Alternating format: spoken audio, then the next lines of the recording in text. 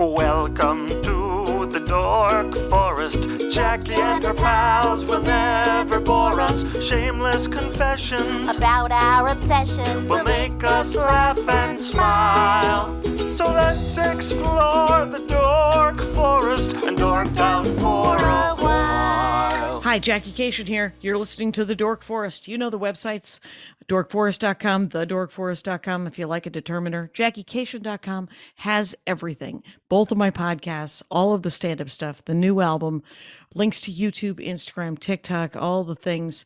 But so, I think, does dorkforest.com, where you can look at old videos of different shows. Anyway, if you want to support the show, tell people about the show, review it on iTunes, thumbs it up on Pandora or Spotify, wherever you listen to podcasts. I appreciate that. You can donate. You can donate monthly. PayPal lets you do that. You can also do my Venmo if you like. It's at Jackie Kashian, absolutely everywhere. And my email address is jackie@jackiekashian.com, and that's what the PayPal is. The PayPal link is on jackiekashian.com and dorkforest.com. And go to any of them. Thanks for listening. There's merch. There's stand-up, there's tour guide, you can find out where I'm touring. This is getting long, so let's get into the show. Oh my gosh, it's me, Jackie Kashian, in my garage. Very exciting. Now with Ramin Nazer. Welcome to the program, Ramin Nazer. Thanks so much for having me. We're in the Dork Forest. We'll never bore us. Dork. All the Rangers. Hello, Rangers. Yay. Hello.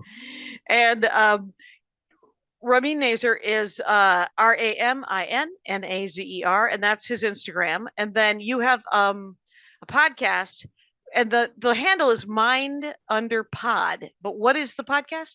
It's called Mind Under Matter. It's me and Shane Moss, another comedian. He does a science podcast called Here We Are. He's been on the show. Yeah. Oh, excellent.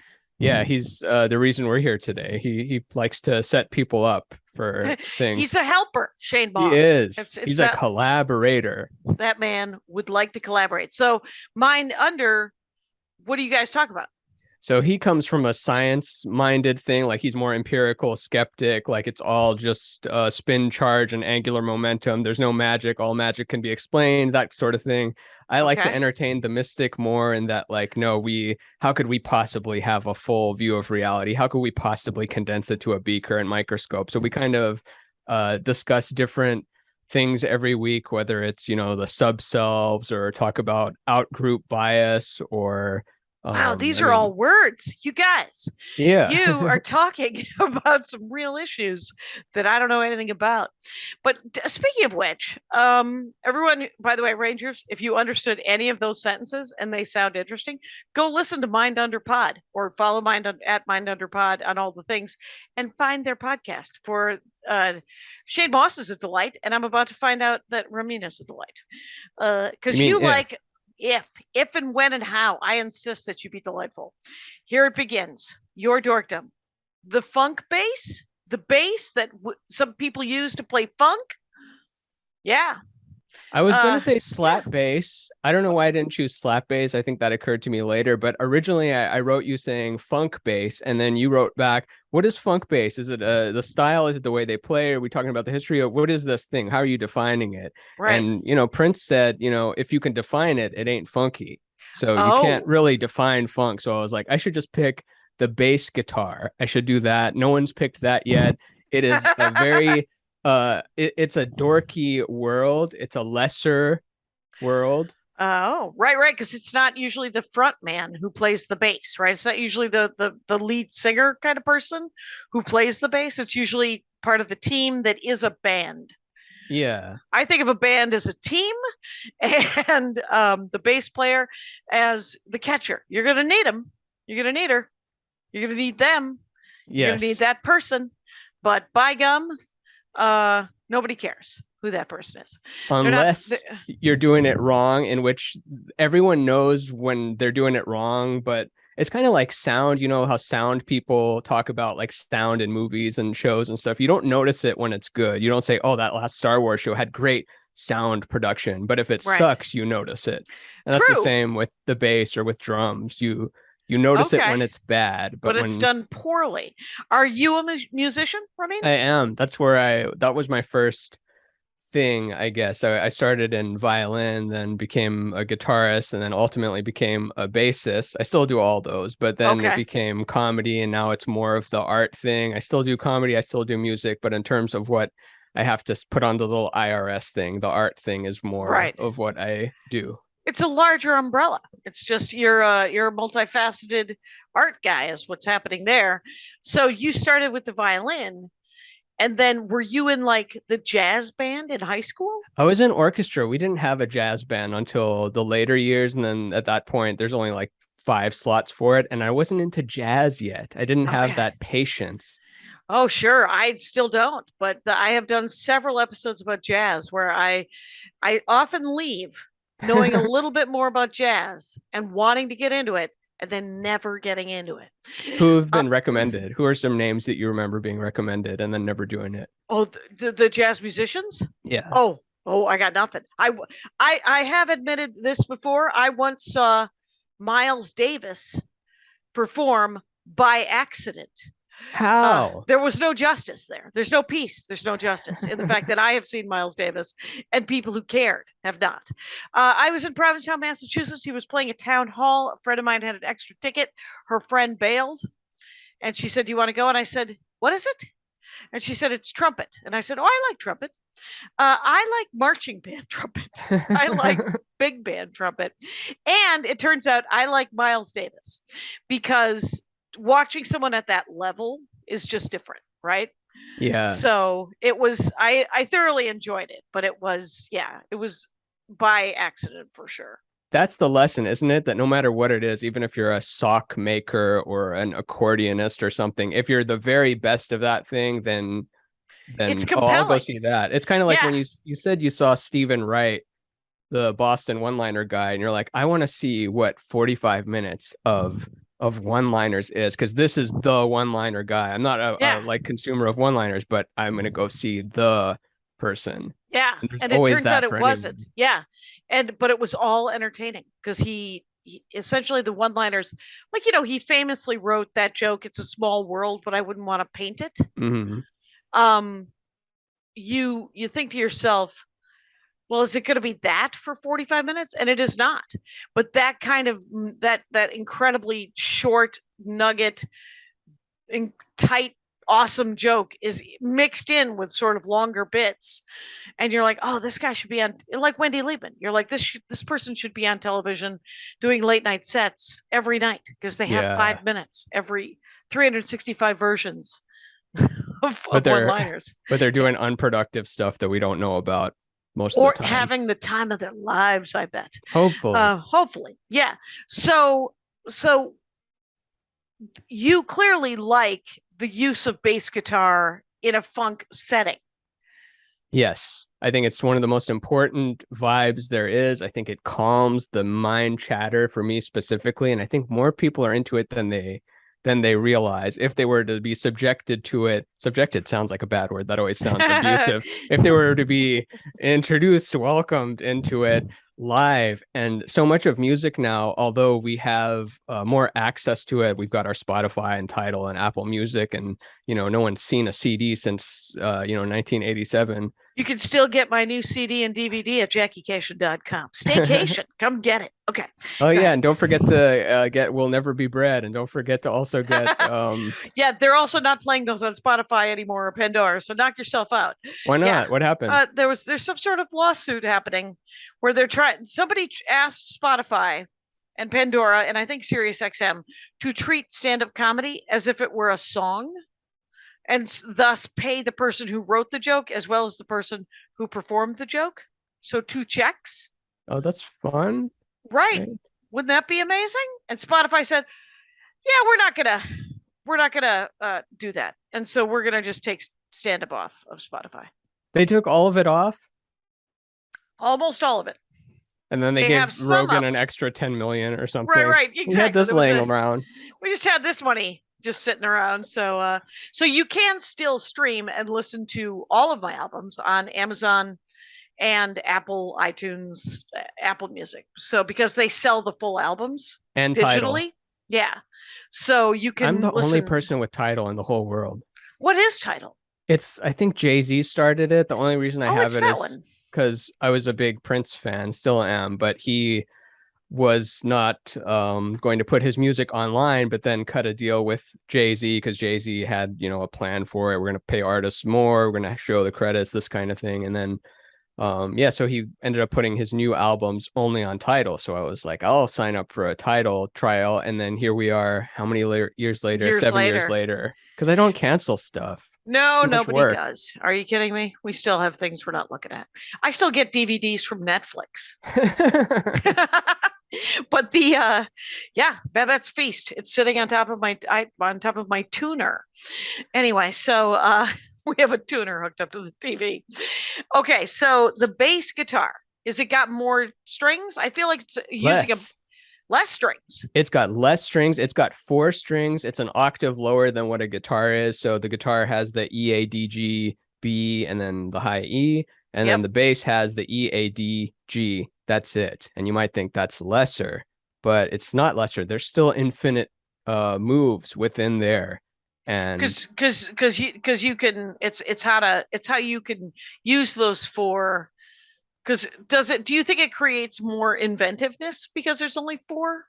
yeah, it creates more inventiveness. Plus the players I like a lot. You find that they ended up being bassists out of necessity. No one grew up wanting to, I want that one.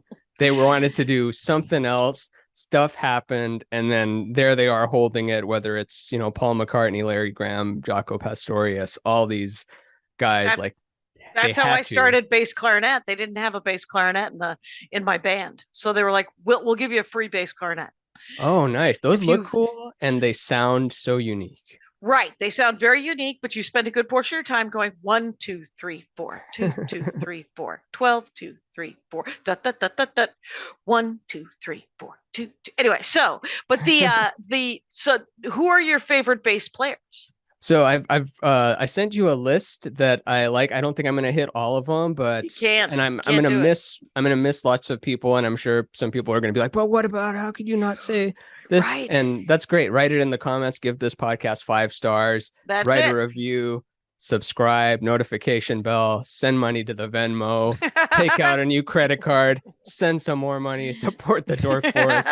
But I wanted to start with the one in particular that because I wanted to talk about slap bass a lot, because I feel like slap bass is seen as this annoying macho kind of thing, or they think of Seinfeld, like, oh, the Seinfeld song, that's all you got, slap it to Oh, bass. okay. Yeah, I can even. Do you know the theme song to Barney Miller? Maybe I do, but not off Because the label, no. well, when we get offline, you should go because it has a bass, and I don't know if that's slap bass. What makes it? Are you actually hitting the guitar?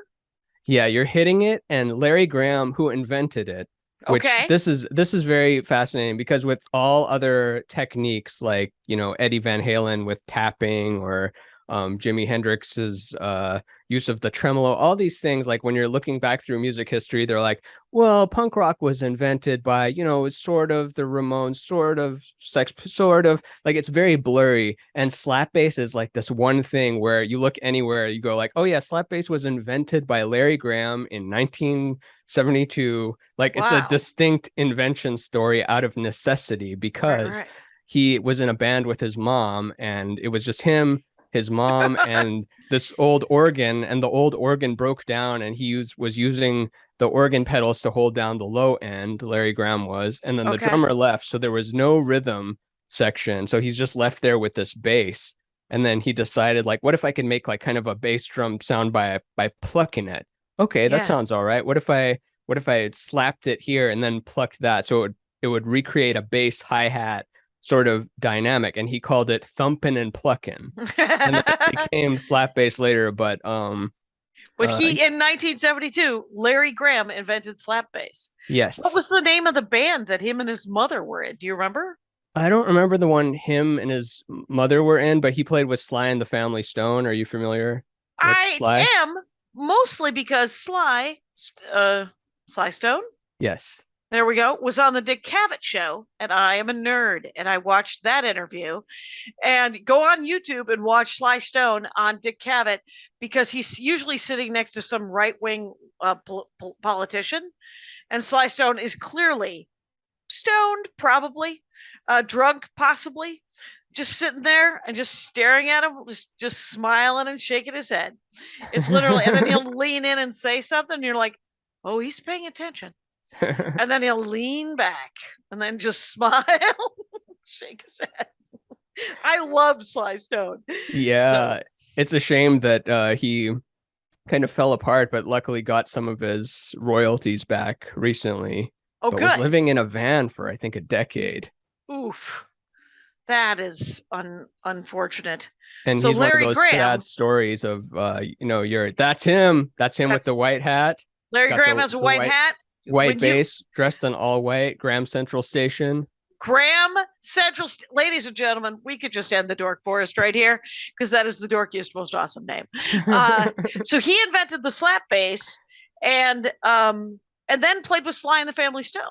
Yes, I love their music. Their music has that vibe, has that sort of where you're like, you know all the songs, but you don't know why I know all the songs because I've been to gas stations and grocery stores and I've had AM, FM radio on the entirety of the 70s when I was a child. Yeah. Have you seen Summer of Love, that Questlove documentary? No. Is it really good? Yeah, it won an Oscar. It's a lot of fun. It's about the Harlem Music Festival, and it's going on at the same time as the moon landing. It's like showing that contrast of like Sure. the war in the streets, Whitey's on the moon, blah blah blah, Whitey's on the moon, that kind of thing. Okay. But more about how cool the festival is, not so much about how we're suffering and there's landing on the moon. That was just one point of it.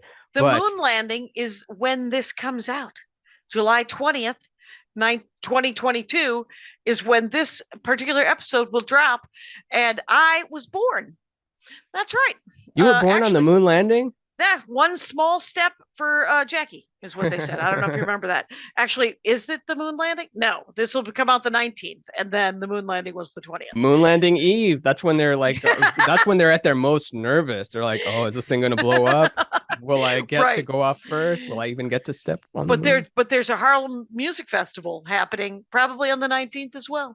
Yeah. So and on that documentary, Sly Stone is playing amongst many other people, Stevie Wonder and I forget now at this point. I'm in podcast mode, and you can't have dead air on podcasts. You can't be like, was it just keep talking or 73? Should you listen to this or something else? Right. If there were editing, if there was any sort of but that's not why we listen to podcasts. We listen for the blurt.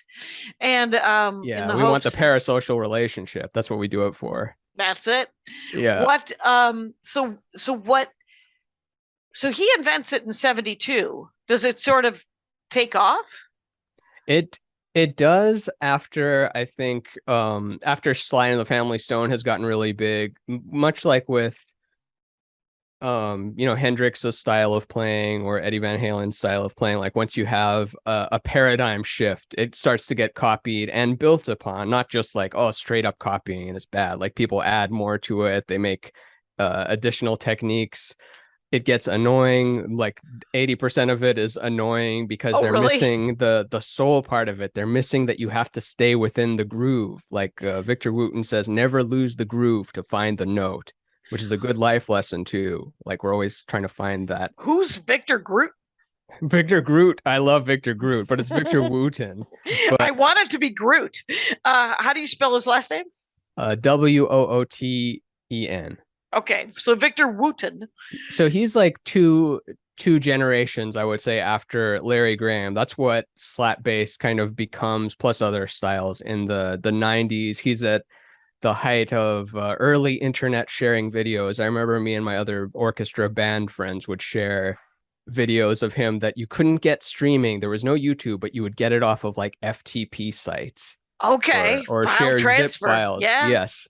So things like that, and the bass battles. That's where it kind of gets a little macho and annoying. But it's not with these characters, not with the innovators, only with the copiers that it gets enervating. But I wanted to say one more thing about Larry Graham before we moved on to anyone else. Did you know that Larry Graham is the reason that Prince became a Jehovah's Witness? No. And it was after 10 years it was an ongoing conversation for 10 years. So it wasn't just like sitting down with a pamphlet. I love that it's this long arc where Prince Oh. eventually concludes like this is the truth. Right. And they go to That people's is the houses. longest pitch in the world. Yeah. That guy just kept working them, just going, well, you don't know. I mean, once a year, I see my Mormon friends and they absolutely never bring it up. But if they were, like, imagine if every year they brought it up and then, like, next year I was like, you guys, I'm becoming a Mormon. It's like that. That'd be so wild. The fact that, so Larry Graham was a Jehovah's Witness. Yeah, I think he became one in the mid 70s. I think it's the same arc. It's either you go too hard with the drugs and alcohol and partying and you die, or you find something, whatever that something is, that changes your life path. And I think with him, it was Jehovah's Witness. I honestly don't know a lot about Jehovah's Witnesses other than that they come to the door and they want to hand you stuff. I don't know what they're witnessing. I am unfamiliar with and they don't let you have a birthday party. That's they don't true. want you. That's one of the. They're not big on holidays or birthdays, and because one of my cousins, that's right, Humparcation. His wife was a Jehovah's Witness, and so my cousins, his kids were Jehovah's Witnesses. He was not, but it felt like a bit of a drag. No Christmas, no birthdays. It's the reason they say they don't, from what I understand, is that every day you're being reborn. Every day you're witnessing Jehovah's vision. You're just the witness through which God sees everything. And if you if you put one day as special, then that's making all the other days not special. So every day is your birthday, but it doesn't sound like they're living it like that. But Mormons do. Mormons are so happy. That creepy way. Well, eventually, the first 2 days with a Mormon is the best days of your life. The third day, you're like, is this a put on? And then, but there's whenever I play Salt Lake City, I always think to myself, if the world ever ends, I want to be around Mormons because they were raised to share. Mm-hmm. And you gotta love that. So this is not about Jehovah's Witnesses though, or the Mormons. This is about the base. Oh, that's right. Right. What's the brand? What's the jam? What do you love? In terms of the base? Yeah. Okay, so I already went to Larry Graham, talked about Sly and the Family Stone, the Graham Central Station, Prince, very known as a guitar player, underrated as a bass player, not very much recognized as a bass player. In fact, not a lot of footage of him on it, but there's stories and little clips here and there. But have you heard the story of Dave Grohl getting invited to go play with Prince, and Dave Grohl is on the drums and Prince just played the bass the whole time, and Dave Grohl was so blown away. He's like, he was the best bass player ever. I'd never heard anything like it. And it's just gone in the ether. He would do that a lot. A lot of the stuff he would do is just gone. And was it at one of his parties? And, no, it was just a private thing. Like just one day he showed up and goes like, or he sends someone to say, Prince would like to play with you tonight. Well, because at his essentially his house, which Paisley has Park. Studio, Paisley Park outside of Minneapolis, he would play all night and he would invite musicians, and he recorded all of it supposedly. Yeah, it's sitting somewhere on a shelf, hopefully not decaying. It's next to the Ark of the Covenant, I mean, it's somewhere safe, and so you may one day get to hear the Dave Grohl, Prince noodling around on the bass. I hope so. And I hope by then I won't just be so over it, because my brain will have been, it's already melted, but now like it's going to get melted so many more times. We're not even halfway through whatever all this is. Right. What is it? Yeah. And okay. So what are do you have a favorite Sly and the Family Stone or Larry Graham? I wanted to go Graham Cracker. It's a music episode, Rangers. I don't know Jack. So I knew that going in. I thought it would be more fun that way. Graham I also did want to do. I also wanted. I wanted one of his albums to be called Graham Standing. It might be. Oh, why wouldn't it be? Anyway, go ahead. I keep interrupting you because I think you're nice. Go ahead. Oh, thank you. I like that.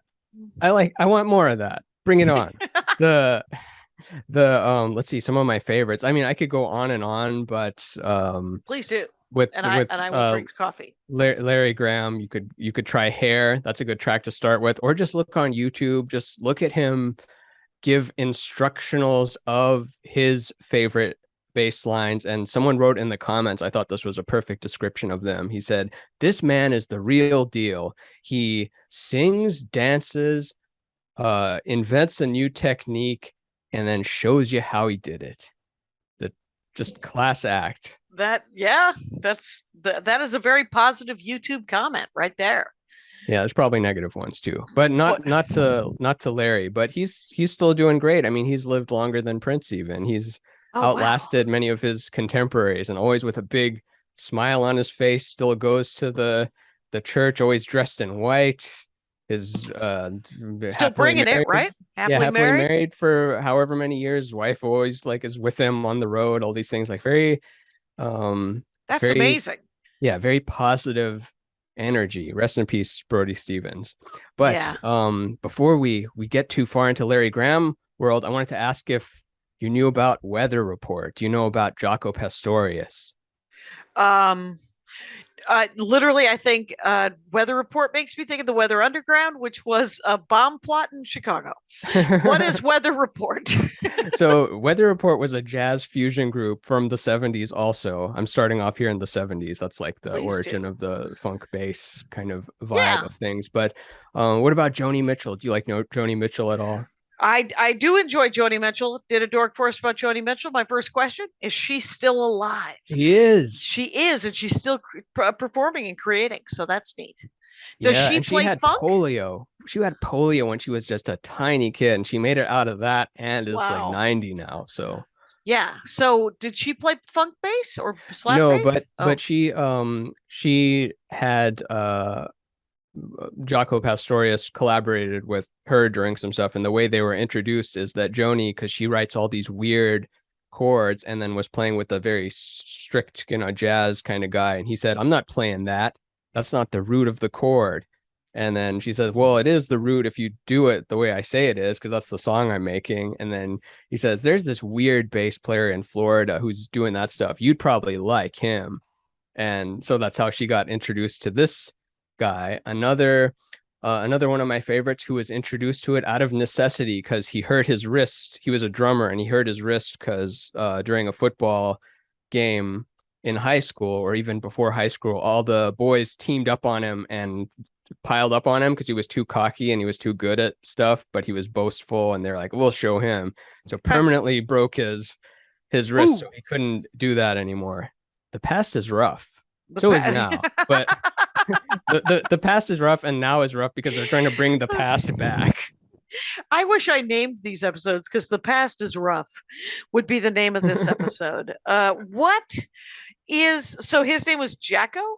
Yeah, Jaco. He Okay. would introduce himself during live performances as, "My name is John Anthony Pastorius III. I'm the greatest bass player in the world." That was kind of one of his lines he would tell people. And he was married to a woman named Tracy. And one time Tracy was playing one of these, softball games, like work with other musician things. I don't know how it got formed, but someone took notice of her and said, like, "Oh, she's cute. I'm going to go talk to her." And then turns out, she's married. And then she says, "Oh, I'm sorry, I'm married to the greatest bass player in the world." And then the guy laughs and says, "Okay."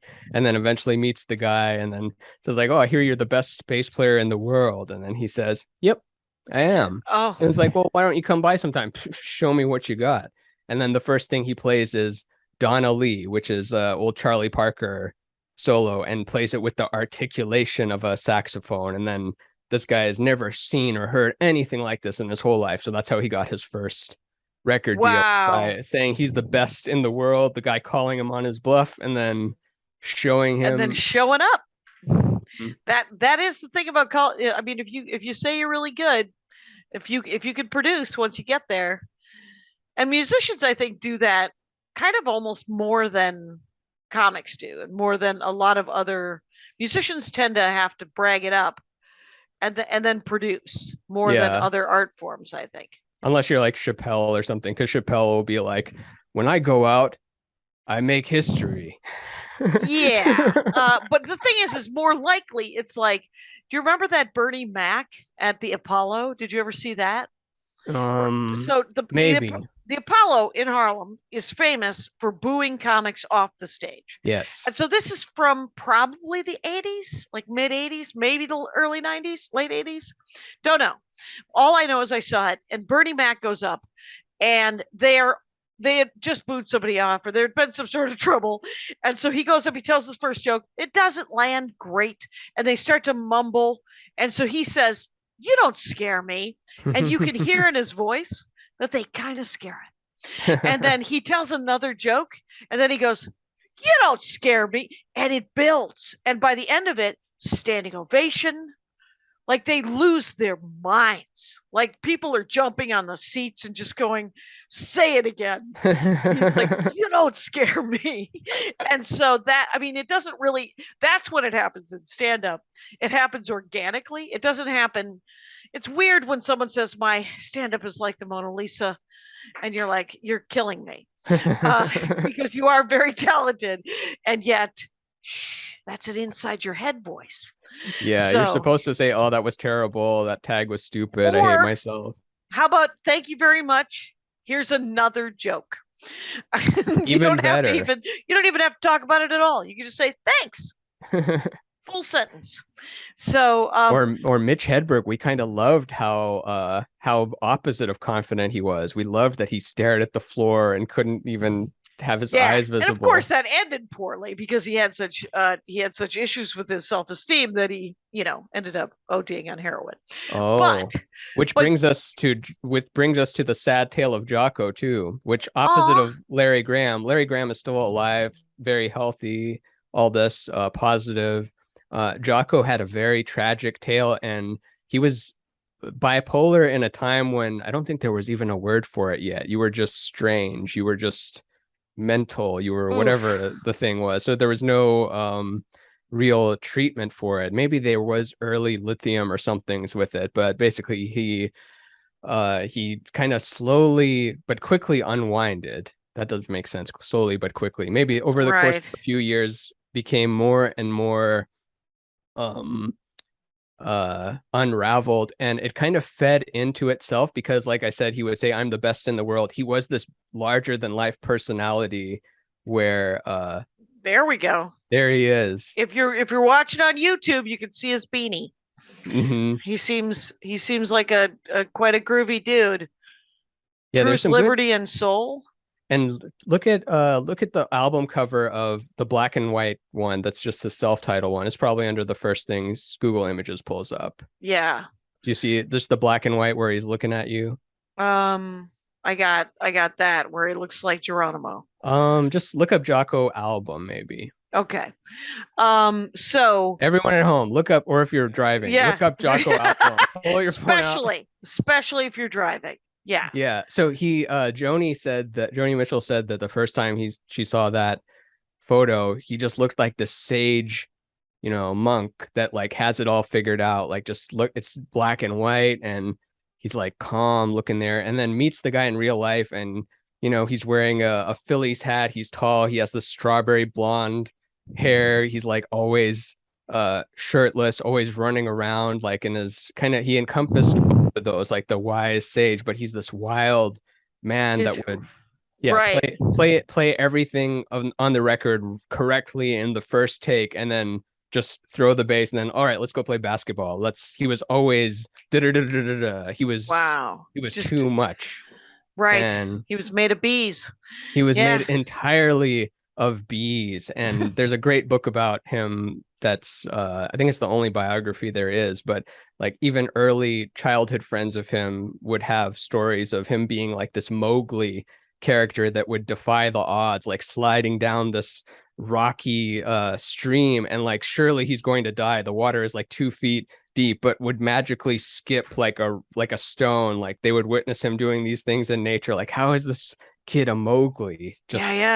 Like right. Yeah, that's crazy. Yeah, so he brought that to the instrument, and he was known to never have a case for the instrument. He had this bass that's all beat up, like every way you can think of it. It's called the bass of doom. That's what he called it. He originally wanted to play the upright bass after the drums, but it was too hot and humid in Florida, and then the upright bass just fell apart into a million pieces. Right, And especially if you're carrying it around without a case.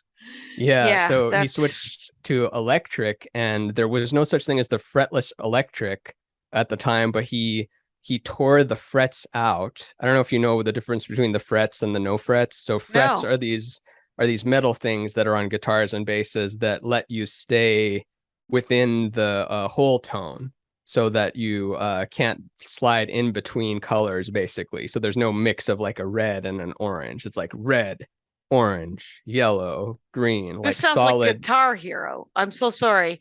But That's a good way of thinking of it. yeah? Because is a whole tone, is that chords? Well, chords are Or is that a whole combinations of tones. Like I'm okay. saying the traditional Western music for the past 700 years, like on a piano, there's 12 notes. That's why there's 12 keys. You can't go in between them. Like if you hit a C, the next key you hit is going to be a D, or it's going to be a C sharp if you hit the black But one, but you can't hit in between them. But right. in tearing the frets off of his bass, and then he poured this epoxy resin for boats on it. And then so he made the first fretless bass where you could go in between Oh wow. the tone so that it would be more like an upright. So at the time, everyone was like, "What is that sound? Where did that come from?" This is, and there's What's a no good internet example of a song like that? that has What's a fretless. yeah, a I mean, fretless anything from his Jacko. catalog, the Joni Mitchell Shadows and Light Okay. album, the Joni Mitchell Mingus album, the Pat Metheny Bright Size Life Okay. album. So any of that, he's playing and he's playing on the very first essentially fretless bass guitar. Mm-hmm. Okay. Wow. Yeah, and so yeah, he would carry this thing that's all beaten up everywhere. Like sometimes after a show, if he's particularly manic, he just throws it behind the stage, and you kind of wonder, like, oh, there's someone there to catch it? Nope, there's no Right. one there to catch it. It just went somewhere. Hopefully, it didn't hit someone in the head. Did you see that video of Prince playing with Of Paul course. McCartney and he throws it up in the sky Yeah, and you're still no like one knows. No one knows where it went still. someone must have been up there going catch. And that I mean that was the only time I've ever seen Prince. I mean, I don't know a lot about Prince. So Isn't that crazy? And you're from Minneapolis. I wonder if are you well, from Minneapolis, or just no, you no, lived I'm in? from outside of Milwaukee, but I'm a Minneapolis comic, so that's Oh, my that's home. why. Yeah, so Because that's you've my done home two club. Prince episodes. There was like a Christopher Titus one, and there's I think it a wasn't Tim Virginia. Harmston. Oh, Tim Harmston. Tim Harmston's a big Prince guy. I know this. You would And have thought I wanted him to talk about the Green Bay Packers because he had lost his mind and has for the last 40 odd years about the Green Bay Packers, but he was like, "No, I want to talk about Prince," and I was like, "Okay." And then and then we talked about it was nice, but oh, I know it was Virginia Jones talked about Bowie. So oh, I don't, it's not that I get them mixed up. I don't.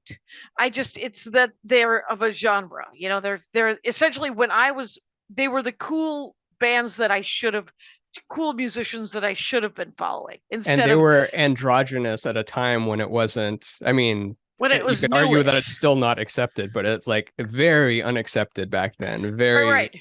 They were breaking ground. yes. They were doing the Lord's work there, and it was great. And I liked it, but I was still, for some reason, listening to my weird, 70s, what is now called yacht rock. And What's that like? Eagles, Chicago, yeah, any of that. Fleetwood Journey. Mac, Journey. I Harry Chapin and Billy Joel were, and neither of those are particularly yacht rock, but and Billy Joel was sort of beaten out of me when I went to the East Coast a lot, because if you're ever in New York or New Jersey, they won't stop playing Billy Joel, and you're like, I'm a fan, and you have to put it down, something else, anything else, and so Yeah, we all have our limit. Isn't that crazy? Don't you wish, like, I mean, with food, that would be one thing. You can't just eat food forever because there's physical limits, but it sucks that our brain acclimates to music to where if you listen to a song 2 or 3 times in a row, it's like enough. So didn't you just love it? Don't you want that groove to Didn't you maintain? just? Yeah, More.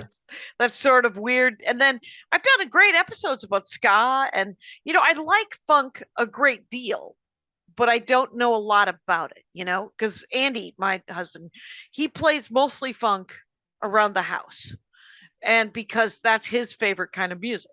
but he loves Prince, and he has a lot of, but he also loved, I mean, we all do. We all like all different kinds of music, but one of his favorite is funk. So I'm hoping to show him the Jacko Joni Mitchell. He enjoys. Oh, Joni excellent. Mitchell, Which I wouldn't call Jocko funk per se, but or not in that his style is traditional funk based, but he had that in the groove. Like his grooves were very funky. Like Jimi Hendrix was not a funk act, but like listen to Dolly Dagger or something like that. It's very in the groove of it. Same with Bowie. In fact, George Clinton would say that he ripped off the song "We Want the Funk." You know, "We Want the Funk." Everyone's heard "We Want the Funk." Sure. He ripped it off from David Bowie's Fame.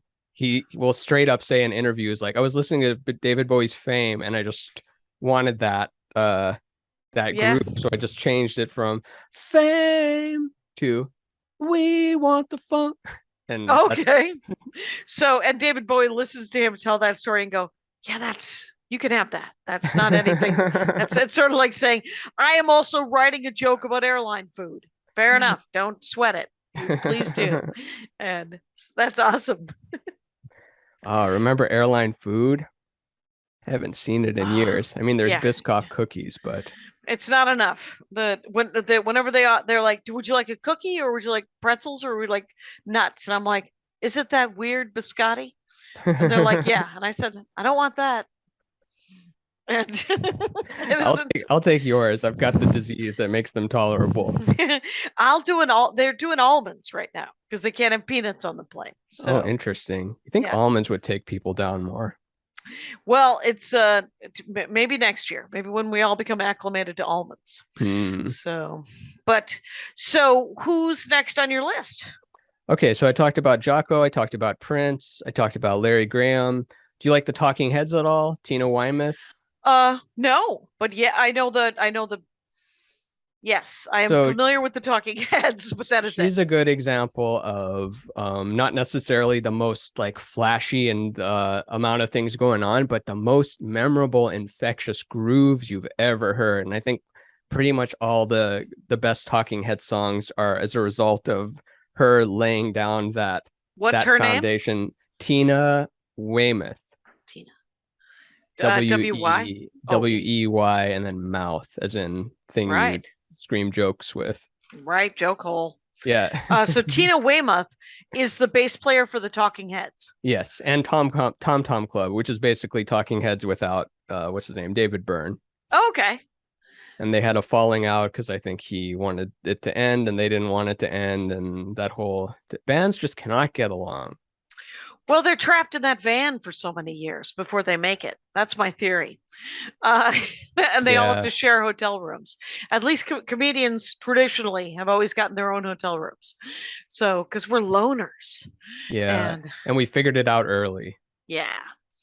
Yeah. So, her, does she play fretless or does she play? No, just regular bass. I don't even remember what she has. Like I'm normally good about people's gear and I can't remember what. Maybe it's like just a Fender Precision bass or something like that. But check out the Stop Making Sense concert of Talking Heads and just pay attention to her. In fact, someone even made a compilation video of the Stop Making Sense concert film, but just Tina, just parts where she's on the camera.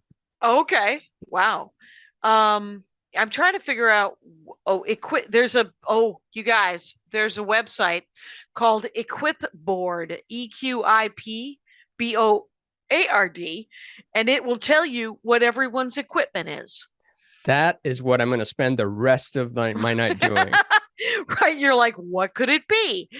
She has, it looks like she has at least 4 guitars, a Fender Mustang bass. Mustang, that's what I was thinking. A Fender Music Master bass, a Hofner 500/2 club bass, and a Gibson Les Paul Triumph something. Oh, interesting. I didn't know much about that one. I think the Hofner is the violin kind of shaped one that Paul McCartney has, when... Does Paul McCartney play bass?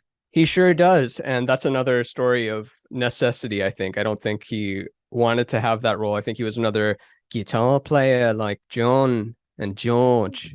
But have you seen Nowhere Boy? No. What's that? It's a movie about a young John Lennon and shows his dynamic with his mom. Like his mom had mental health issues and lost his father at an early day, and you see where his chip on the shoulder came from, why he's such a brooding, angsty Right. young boy. But the brilliant thing about the movie is they don't say the word Beatles in it once. It's not about the Beatles, it's about them. It's mainly about John, but how the Beatles came together. And then at the end, he's like telling his aunt, "Hey, I've got a new band. Do you want to hear what it's called?" And she goes, "No, it probably just all sounds the same to me." So they never even say the word Beatles. I thought that was a beautiful choice. But there's this brilliant scene where Paul walks in and one of his friends introduces him to John and says, "This is Paul. He plays too." And John says, "What, with himself?" "Oh, I do. It's good for the wrist muscles. Name's John." But Wow, there's a lot of swing and dick energy among musicians. it's nothing but, I mean, it is this weird thing. The guitar, when you think about it, is this phallic symbol, but it's also got the feminine shape in the body of it. And but then it's got that whammy thing, which is a protuberance. Yeah. Yeah, it's a lot of something Freudian is going on, whether we're aware of it or Freud not. would be so psyched that we were talking about it. What is there? But you said that the bass players are usually not quite as aggro. No, I'm putting words in your mouth. Allow me to tell you what you may or may not have said. Do it. Do it. Is the lead guitarist more aggro than the bass player in a band? Probably statistically. I mean, none of this is across the board, but if I were to place my money on it, it's probably more the more showing likely off, looking off person in the singer role and the guitar role, whereas the rhythm section, the bass and the guitar, are probably more concerned with like, let's keep this all together, and then they can do what they want, but we need to like make sure the bills are paid. Right. So like the second guitar, the bass guitar, and the drummer kind of fade back and try to. I see that they look at each other a lot. Yeah, there's a lot of communication going on. Yeah, they're just like, so are we all on the same beat? Are we all doing? What do you want to do? You want to do something fun? And you can change the energy of the room without people even knowing that you're the one that did it. They won't know where to look. Someone pulled something. It's very much like the role of a writer or editor, and there's like countless stories about this. Might not be true, but I remember something like this. But have you heard that, George Lucas's wife is the reason Star Wars was edited the way it was? Like she's responsible for that, or like Feynman's wife like did this or something. There's like always someone in the background that like did some stuff that's not credited for it. And then I feel like that's what a rhythm section kind of is. They're not as credited. Right. They're not as spotlighted, but they're definitely, and that's, I mean, it's true. If like you're hanging out with somebody for 24 hours, they're going to affect how you write. That's why I always thought that bands, when they publish the songs, the whole band writes the song, especially if they're, performing it as it's, coming together, because like, my jokes are different today than they were 15 years ago when I wasn't with Andy, my fella, and he has affected my stand-up. And so I'm going to say it publicly, you guys. He gets half the royalties if we split up. And that's Nashville rules, actually. I heard that I don't live in Nashville. I've never set foot in Nashville, but I know that the rules in Nashville are if you're in the room when the song is being written, you're like, it's evenly split pie, even if you're just like filling up your water cup or something. Right. You're just like, can I just get in there? Yeah. Get in there real quick. The Coen brothers are writing something. And and then there's the opposite, which I'm sure I'm painting him to be more villainous than he is, but it's a good lesson of, it's never enough for people. But I heard recently that Paul McCartney is trying to legally get some of the Beatles catalog changed from Lennon McCartney to McCartney Lennon. And doesn't that show that just it's never enough? You're It's a never- yeah. billionaire. He's dead. Right, He's been dead for 30 years. You're doing Yeah. what? You're fighting a corpse and you're not living check to check. So seriously, this can't possibly matter. Does he have 900 children that he's trying to make all billionaires? Like, it's so Only weird. only then will I allow this. Only then will I allow it. It's And and I'm everyone- sure it's, also his his team or something doing it, Yeah. or things like Yeah. that. But for the sake of the story, it's nice to paint it. This man still does not have enough. It's always nice to paint the villainous billionaire. Even though I am going to write that book about two billionaires who fall in love and become better people because of it. Not good people, just better people. Right. Oh no. It's going to be based on Elon Musk and J.K. Rowling. So it's going to be interesting. very heteronormative. And tab A, slot A. That's it. They're both in their 50s. So it's not going to be that exciting of a book as far as the writing's going to be amazing. The story, you're going to be like, I saw this coming. So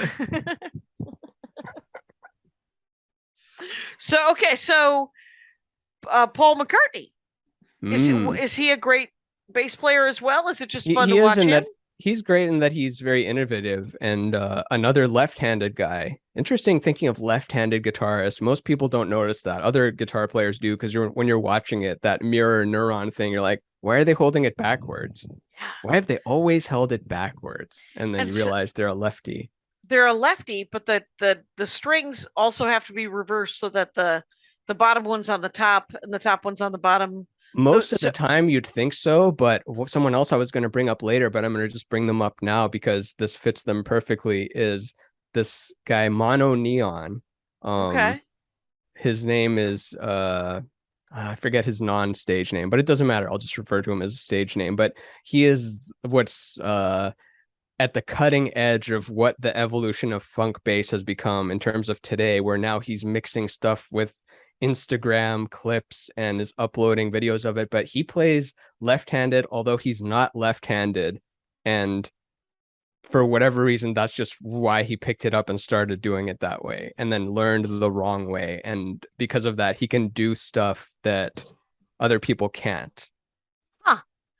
It's sort of like when in The Princess Bride, when they're fighting and they're both fighting left-handed, and what you didn't know is that I'm not left-handed. and then he's like, neither am I. So can Mono Neon play right-handed as well? Have you seen him play both ways? I don't know. Maybe he can't do the other way. But what he can do on the way he's set up to do it is very interesting. And he's one of these guys that grew up just listening to records and not really knowing that, oh, okay, this is played by this instrument and this one is this, therefore I can only stay in this lane. Like when you're just hearing music, you're like, music is music, I'm holding this thing so I can do any kind of music with it. Great. Right. And such a quiet, he kind of channels a little bit of Prince energy in that he's got that mystique, but not in the same way. But for example, when interviewed, his questions are very short, like just yes or no. And someone asked him, like, what's the secret to happiness? He's like, I don't know, just do stuff, I guess. Oh my gosh. And so he's adorable. Yeah, the other one was what kind of music do you listen to normally? He's like, I don't listen to a lot of music. I like to watch a lot of pranks on YouTube. Oh my God, that's hilarious. Is he? Wow, he is Neon. It turns out Mono Neon. This is possibly not his birth name. Is that what I'm hearing? No, it's Dwayne something. What is his name? That's but Mono Neon, does he only play? Look how big his hands are.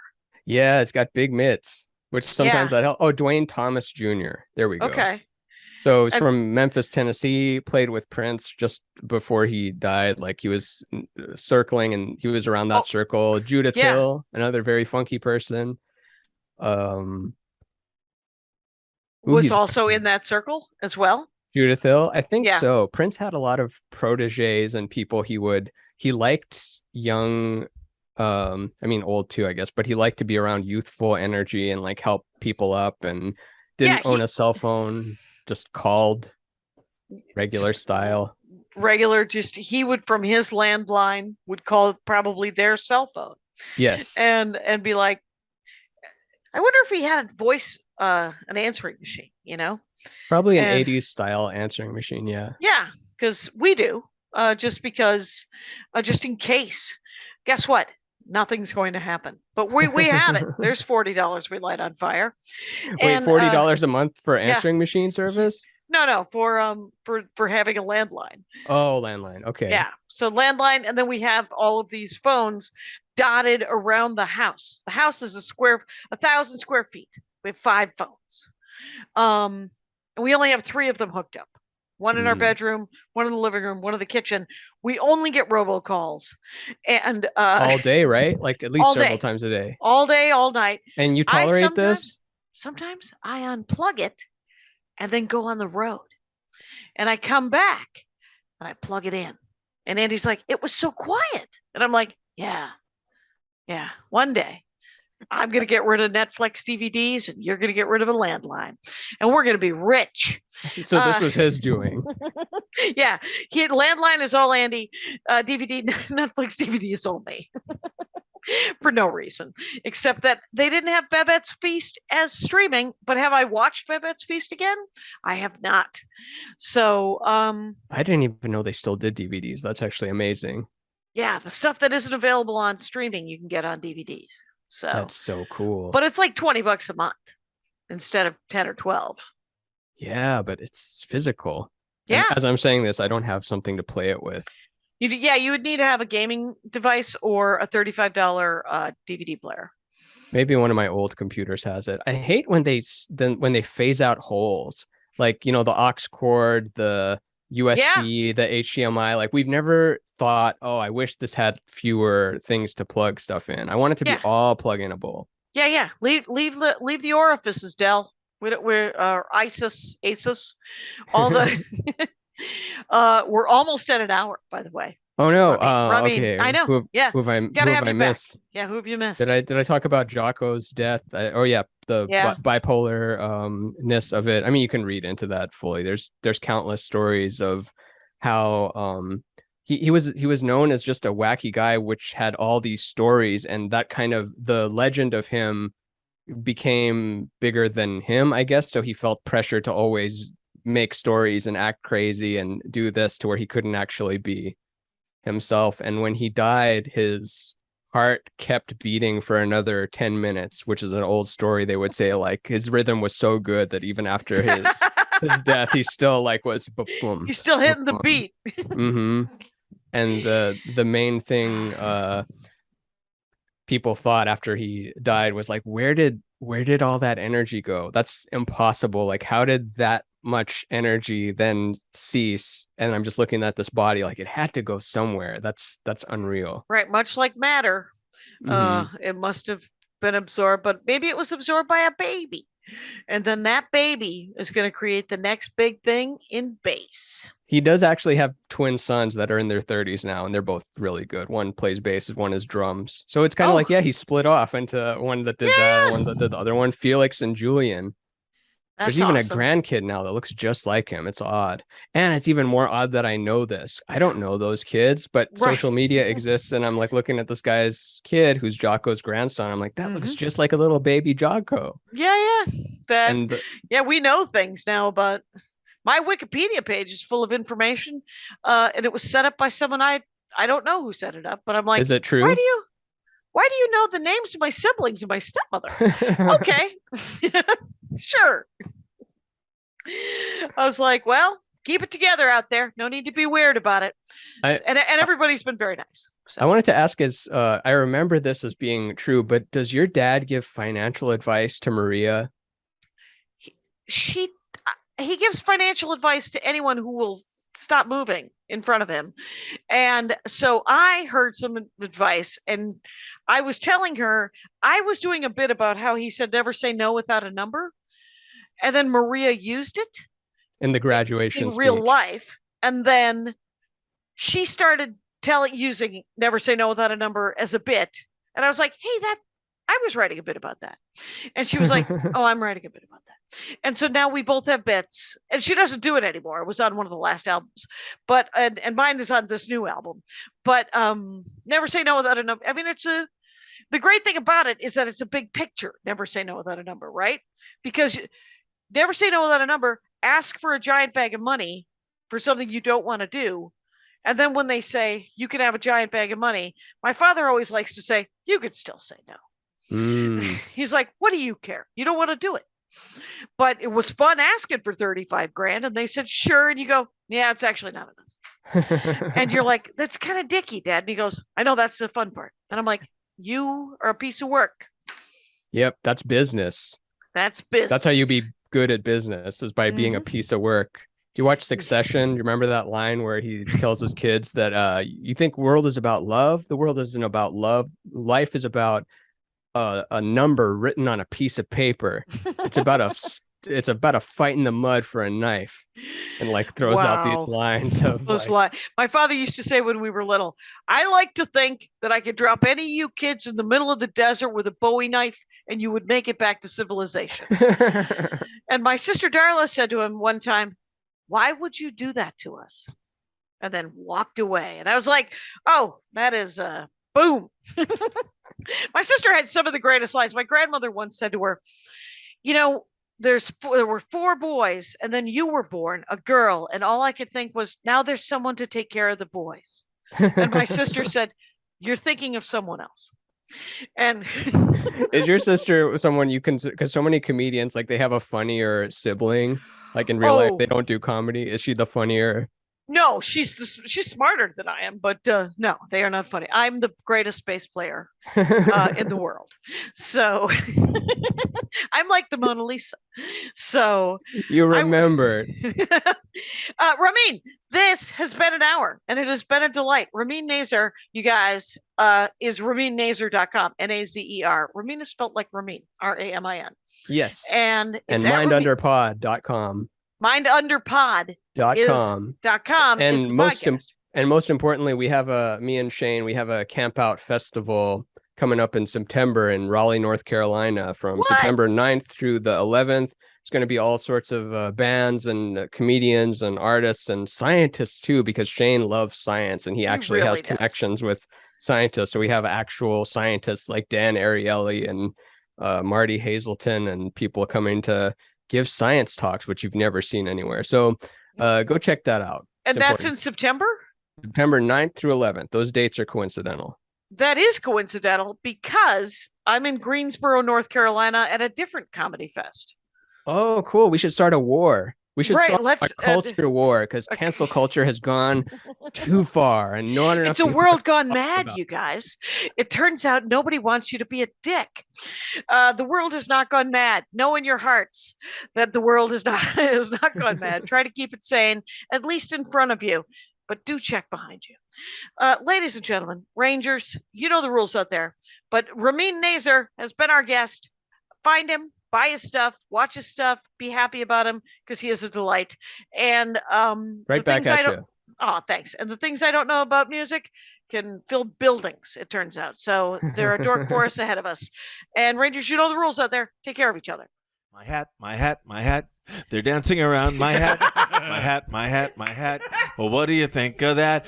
If it looks like a Mexican hat dance and it sounds like a Mexican hat dance, it's most likely a Mexican hat dance. So take off your hat and let's dance. Yay! Oh my God. Why don't we just call that as the end of the show?